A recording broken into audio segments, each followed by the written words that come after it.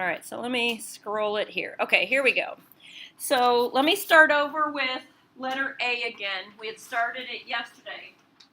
So what I'm going to do is I'm going to let U equal 3x. And this time, what I'm doing, and sometimes these are called the fundamental solutions. I will always put 0, 2 pi, but if I ask you for a fundamental solution, it is implied the 0 to 2 pi. So I'm going to plug in U.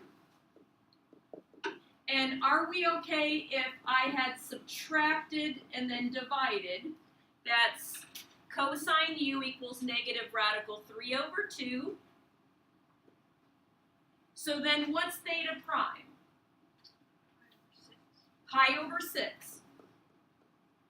So then U is going to be, so this is negative. So what two quadrants would that be in for cosine to be negative? 2 and 3. So that's 5 pi over 6 and 7 pi over 6.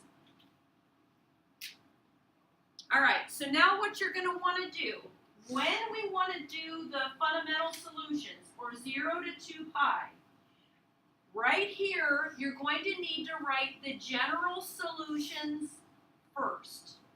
Okay, we're going to write the general solutions first. So I'm going to get U equals 5 pi over 6 plus 2 pi k, and I'm going to write U equals 7 pi over 6 plus 2 pi k.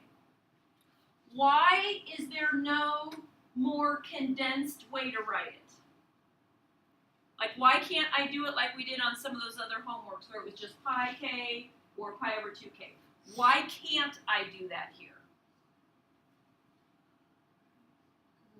Yeah, Quentin? There isn't an even interval between 5 and 7 back to 5. Yes, exactly. There is not an even interval between 5 pi over 6, 7 pi over 6 that would take 7 pi over 6 back to 5 pi over 6 location. All right, so now I'm going to back substitute 3x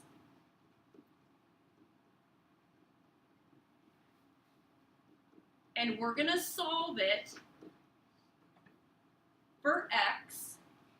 And then we're going to literally find all of the solutions between 0 and 2 pi.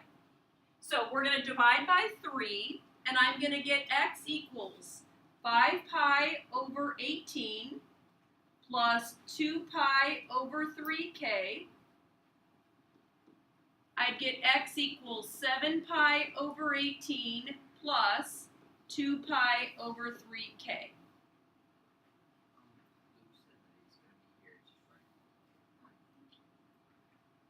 Okay, so now this is the general solution. So if I wanted that, I'm golden. I just tack on k as an integer. But I want the fundamental solutions between 0 and 2 pi. And I want to stop and think just a moment. I've got a denominator, the smallest denominator or common denominator is going to be 18, right? If I end up building a common denominator. So I want to pause a moment and say, what is that over 18? Isn't that 36 pi over 18? So I need to know. Yeah. I have a question. Sure. You might have already touched on this, but why do we write it as 2 pi over 3k rather than 2 pi k over 3? Oh, you can do it either. You could do it either way. I think when we go to add our fractions, we're going to be plugging in what k is. It doesn't matter. It does not matter. They're equivalent. All right, so what I'm going to do is I'm going to start with this first one. And so here's kind of like why we've been saying k is an integer. If k is 0, so let's start with k is 0. If I do k is 0, I have 5 pi over 18. And I'm going to stop and think, is that between 0 and 36 pi over 18? Yes, it is. That's my first one. Now I'm going to go do the second one. So I'm going to do 5 pi over 18 plus, and if I plug in 1 for k, that's plus 2 pi over 3. All right, well, I've got to get a common denominator in order to add the fractions. Okay, so what you're going to do when you want to find the fundamental solutions, from 0 to 2 pi is you're going to start with k is 0, k is 1, k is 2, until you've hit 2 pi. Then you stop. You don't need to go beyond that because that's all I want are the solutions between 0 and 2 pi. So building a common denominator, that's 5 pi over 18 plus 12 pi over 18. So what's that? 17 pi over 18. Now I'm adding another 2 pi over 3. Isn't that always going to be adding to 12 pi over 18? Yeah, 2 pi over 3 is equivalent to 12 pi over 18. So let's add another 12. So would that be 29 pi over 18? Hey, that's within 36 pi over 18. But what happens if I add another one?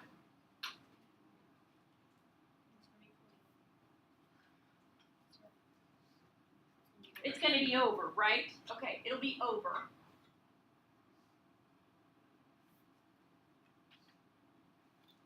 All right, so now, this is one group of solutions. I'm going to pause, and I want you to try to do the 7 pi over 18 plus 2 pi over 3. See if you can get those.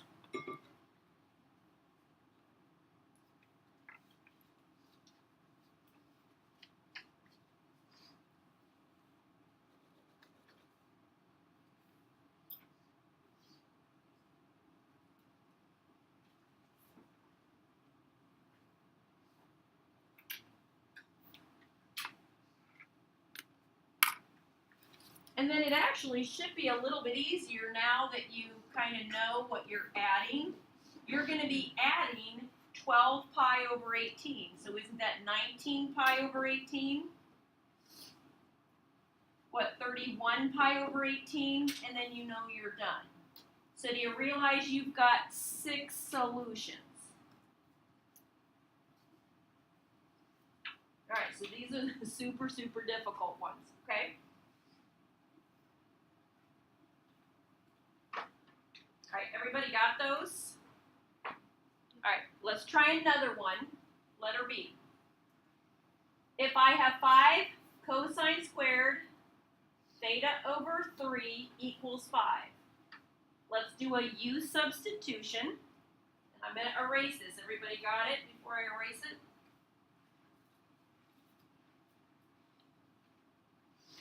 Yes, yes. Circle around it and then press the nose. Yeah, I like to erase the board. I have students tell me that every year. I'm like, the teacher, I like to erase the board. I know it's weird. I just like to erase the board. Okay, so let's substitute u is theta over 3. So I'm going to get 5 cosine squared u equals 5. Divide by 5. I get cosine squared u equals 1. I'm going to do the plus or minus square root. Well, the square root of 1 is 1.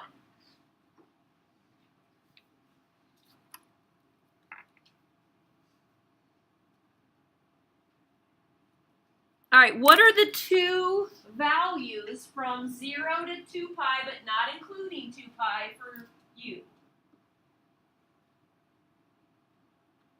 There's two values, 0 and pi. So you're going to write the general solution. Now, what would be the most condensed way to write this?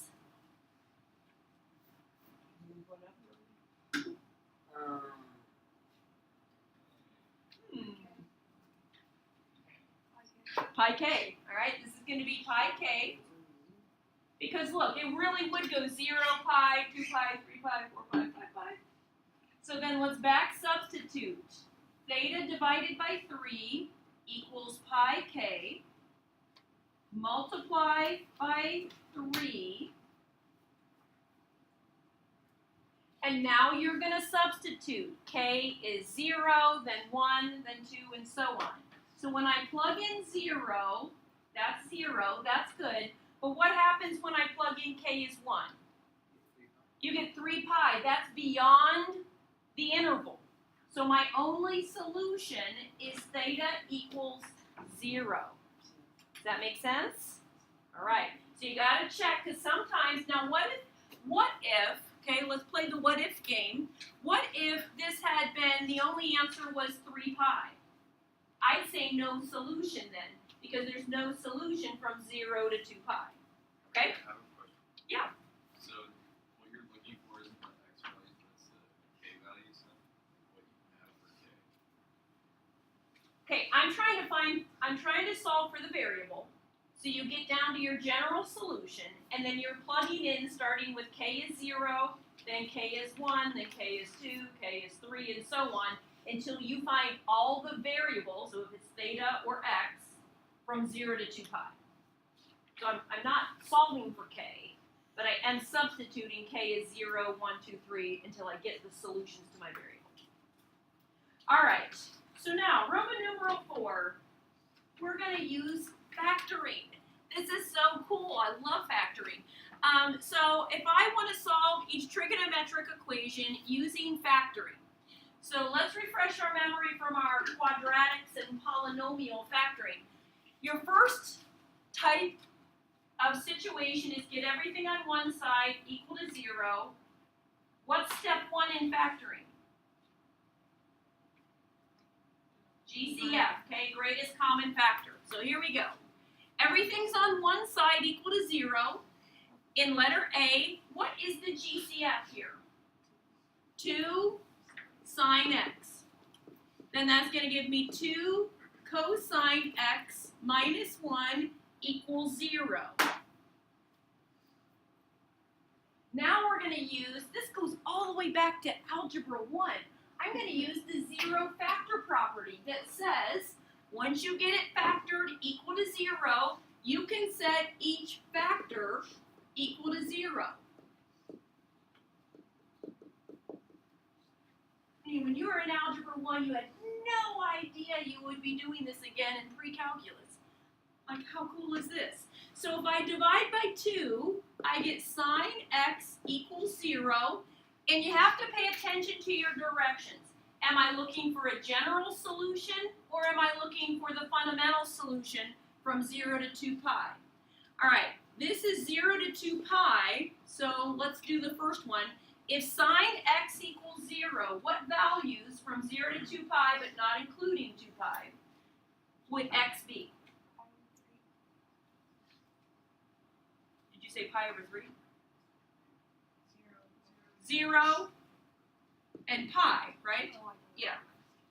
And then I think you were on my other half, right? Okay. So if I add 1 and divide by 2, my reference angle would be pi over 3. And so x is pi over 3 and 5 pi over 3. So I have 4 solutions. 0 pi, pi over 3, 5 pi over 3.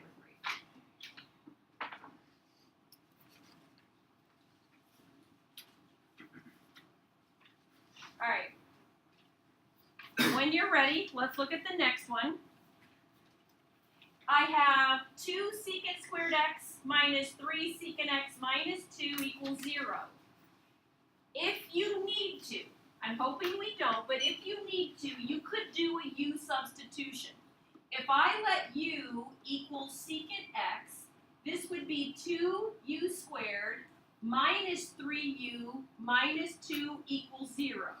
So I'm going to show you this if you need it, or to start with this.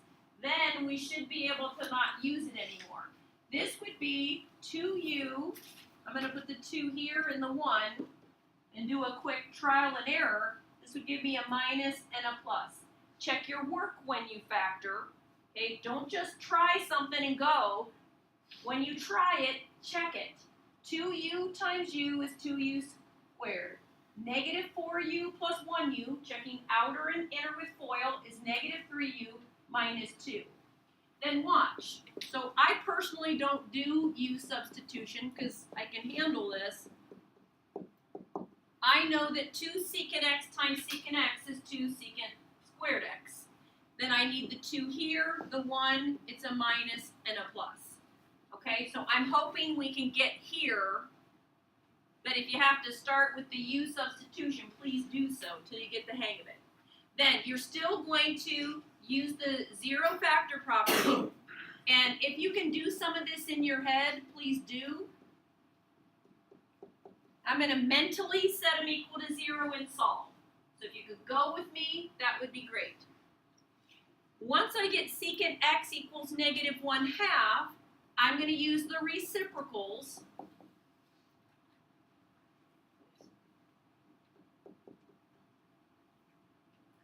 Now there's a reason why I left these up on the board. If you look back at number 5 from the homework, if sine oscillates from negative 1 to 1, what do you know about cosine? When you graph the parent function, y equals cosine x, what do you know about the y values? It's the same, right? They oscillate between negative 1 and 1. So what do you know about cosine x equals negative 2? It's not possible. Now, I'm not going to put in an answer blank, no solution, because this other half does give me a solution. But you just cross that one out because it does not produce a solution for us. But cosine x equals 1/2. The reference angle's pi over 3. All students take calculus. The other one's 5 pi over 3.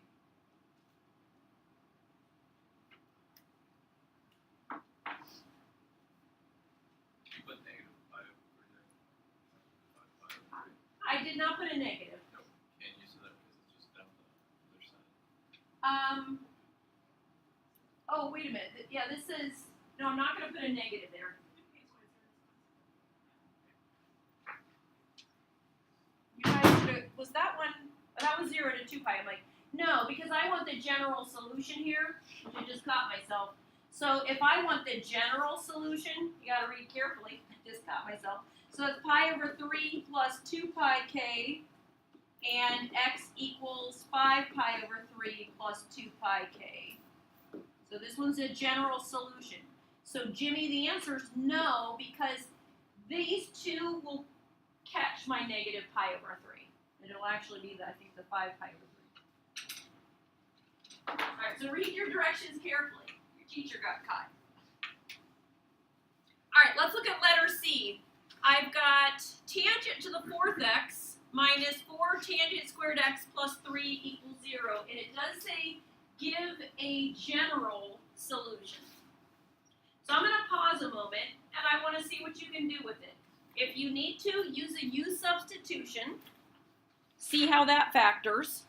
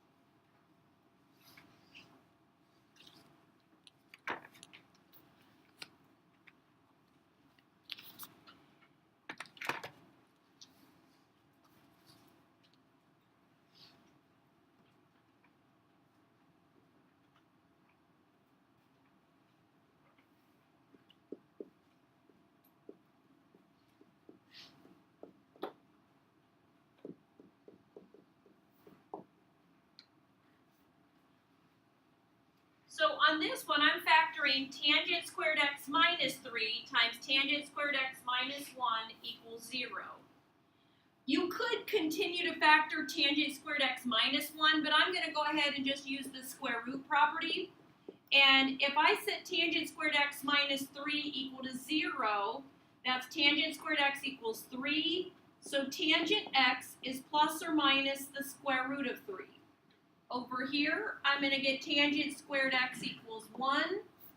So tangent x is plus or minus the square root of 1. Yeah? Isn't where did the 3 and the negative 1 have to, one of them have to be positive because it's negative 4? Right here? Yeah, and then the top one has the negative 4 right there, so wouldn't that be Okay, if you do FOIL, do you see the outer is -1 tangent squared x, and this one's -3? So it adds up to -4. Yeah, and then the -3 times -1 is +3.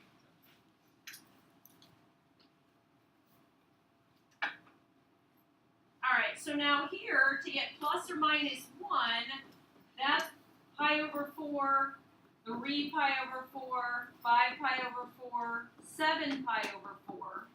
And I'm going to reread my directions. I want the general solution. So this segues back to number 9 that I have on the chalkboard there from last night's homework. In general, that's pi over 4 plus pi over 2k. Then let me come over here, and I'm hoping that, like, the better you get at this, like, my reference angle would be what? For tangent x is a square root 3. Is it 30 degrees or 60 degrees?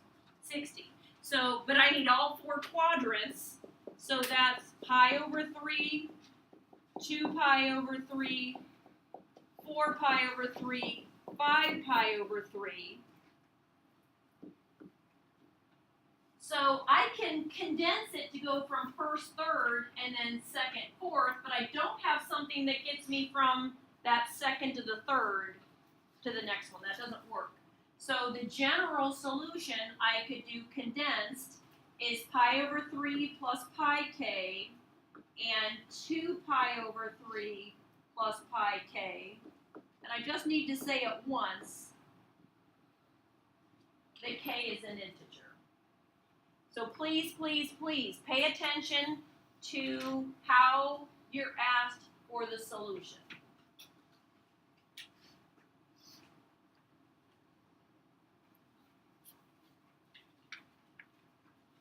All right, what questions do you have on part C? What do we need to clarify? All right, try D. Let me pause and give you a head start. Do you remember you have to get everything on one side equal to 0? This is going to have 4 terms. What was it called back in Algebra 2 and even Algebra 1? When you have 4 terms, what was that method called? Anybody remember it? Factor by grouping. Okay, remember factor by grouping where you take the first 2, pull out a GCF, the second 2, pull out a GCF. So go ahead and try D. And then my goal today is to do Roman numeral 4, and we'll stop. And yay, I'm not rushing you today.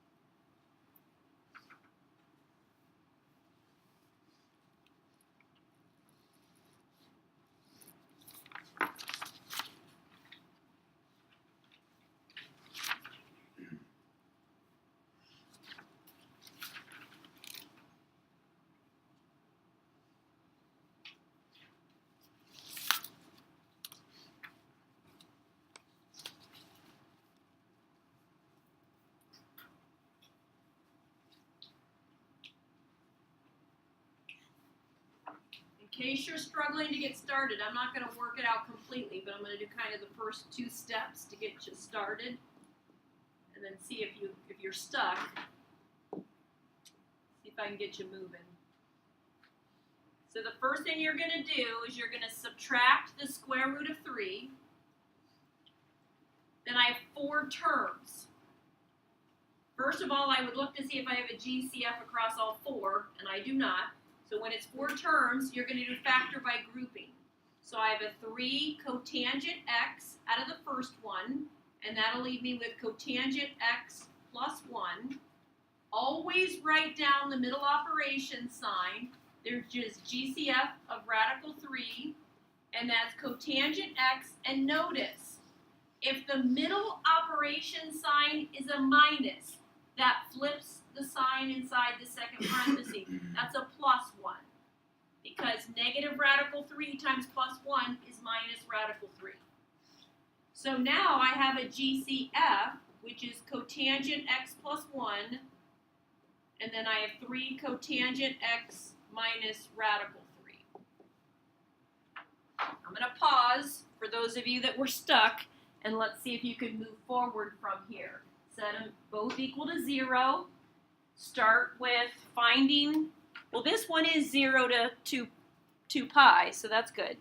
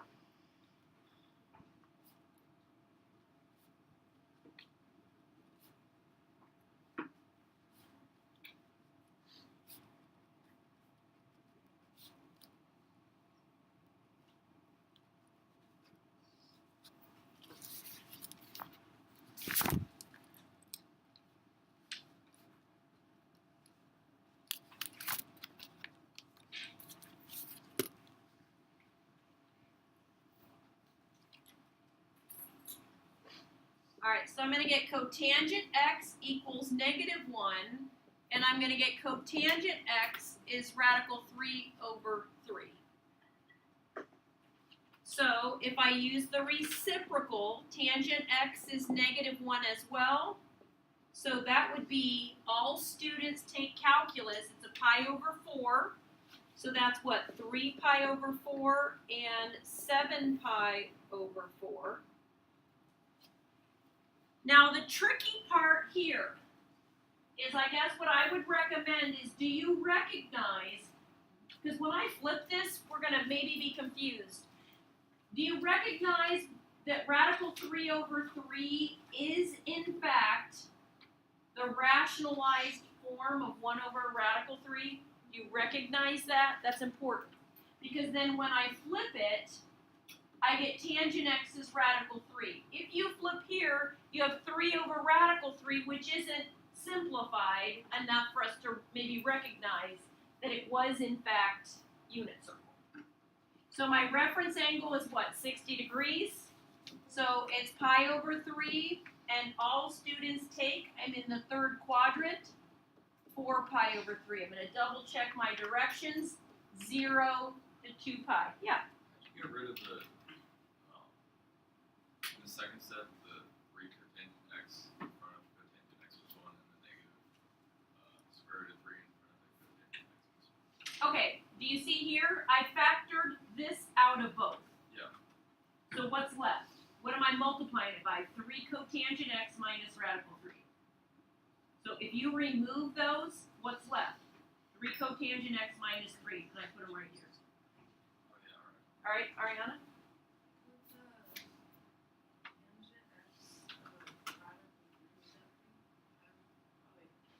It's pi over 3. Yeah.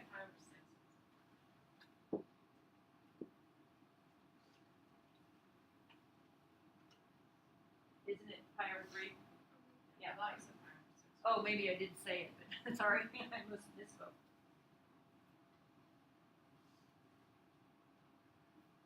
All right, here we go. This is the last one I want to do, then we'll stop. It says Pythagorean identities.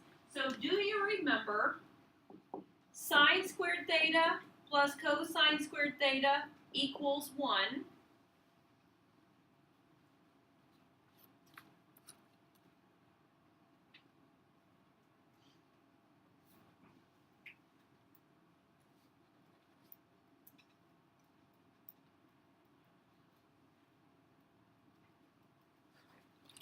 And so we've got the other two. Do you remember how I developed these before? And I want to do it mentally so that I don't have to write it all out. If I divide by sine squared, if I go through and divide by sine squared, that's 1 plus, and what's cosine squared divided by sine squared? Cotangent squared. And what's 1 divided by sine squared? 1 divided by sine squared. What's the reciprocal? Cosecant squared. Then the third one, if I divide by cosine squared, if I go through and divide by cosine squared, that's sine squared over cosine squared, which is tangent squared. Cosine squared divided by cosine squared is 1, and 1 divided by cosine squared is secant squared. Alright, so what we learned yesterday, one of our techniques was isolate the trig function. Today we looked at factoring, and the third technique is using substitution with the Pythagorean identity. So let's look at this one. It says 2 sine squared x plus 3 cosine x minus 3 equals 0. Alright, I've got a sine squared and a cosine x. So I'm sort of stuck. If I go to sine squared theta plus cosine squared theta equals 1, guess what I can do? I could subtract cosine squared theta from both sides of that Pythagorean identity and get that sine squared equals 1 minus cosine squared. That's true. So watch what I'm going to do. I need, if it doesn't factor, I need all the trig values to be in the same trig function. So watch what I'll do. Since I have a cosine x, and it's not true that sine is 1 minus cosine, that's not true. The squares are. So I'm going to do a Pythagorean substitution and take sine squared x, and I'm going to replace it with something it's equivalent to. So from now on, you need to remember that sine squared, I can use a Pythagorean substitution and replace it with 1 minus cosine squared. Likewise, if I had a cosine squared with a sine that's to the first power, I can substitute cosine squared as 1 minus sine squared. So I'm going to now tidy this up. I get 2 minus 2 cosine squared x plus minus 3 equals 0. Let's collect like terms. And I get negative 2 cosine squared x plus 3 cosine x minus 1 equals 0. This is a quadratic trigonometric equation. And I don't like the leading term to be negative. So I can use the multiplication property for equations and multiply both sides of the equation by negative 1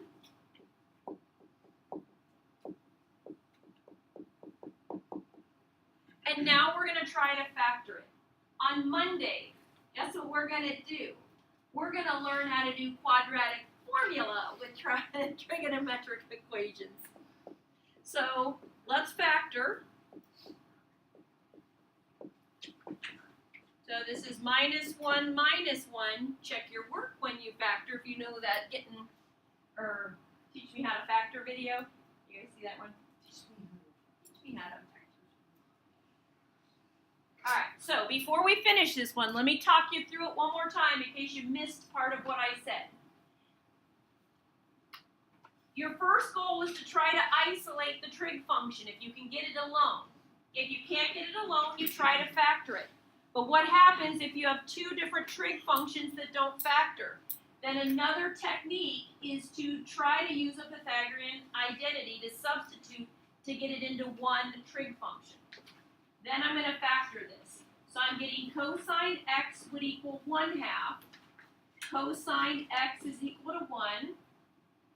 Now I'm going to read my directions, and what am I going for? It wants a general solution. So cosine x equals 1/2. That's going to be pi over 3 and 5 pi over 3. Cosine x equals 1. That's going to be 0 and 2 pi and so on every 2 pi. So let's write this in general. Let me see if I can erase part of that. A little bit. Here we go. So let me write the general right above it. Alright, so in general, I'm going to write pi over 3 plus 2 pi k, 5 pi over 3 plus 2 pi k, and then how am I going to write 0 and 2 pi and 4 pi and 6 pi? 2 pi k. And we just need to write it once that k is an